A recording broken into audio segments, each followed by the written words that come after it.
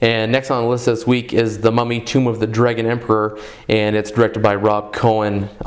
It brings back Brendan Fraser, but Rachel Weisz is absent from this. Taking her place is Maria Bello, and it stars Jet Li, and they, of course, are now out of Egypt and are now fighting mummies in China. Their now adult son, who was in the second film, is an adult, and he's an adventurer as well, Tomb Raider type of guy, I guess. Not to be confused with the Tomb Raider. No, that's just a Tomb Raider. And he, of course, apparently because he has the family genes, resurrects mummy as well, and they have to do battle with it. And the first Mummy was a pretty good action movie. It wasn't great, but it was enjoyable enough. It struck a good balance between the action and the comedy. The second one was dull, and this one is just ridiculous. The reason they made it, obviously is for the scratch. But and they're shoehorning a lot of plot elements.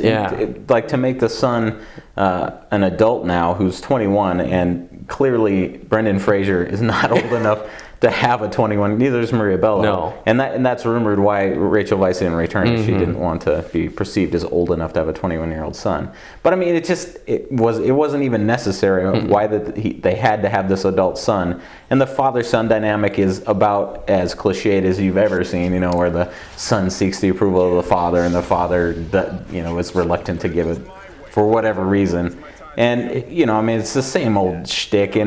But the thing that really irritated me about this movie is that it's so campy. And there was a kind of a goofy sense of humor to the first two, but this one has a totally different tone.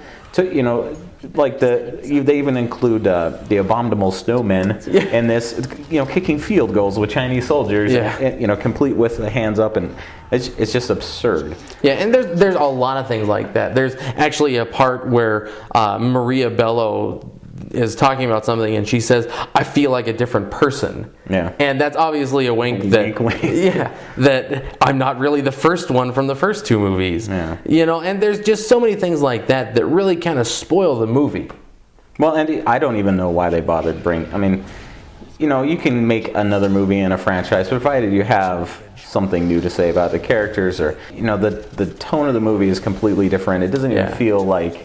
I mean, aside from the similar plot device, it doesn't feel like a Mummy movie. Mm-hmm. Easily the worst of the franchise. Oh yeah, insultingly bad actually. Yeah. So I would say skip it. And I agree. And we'll be right back.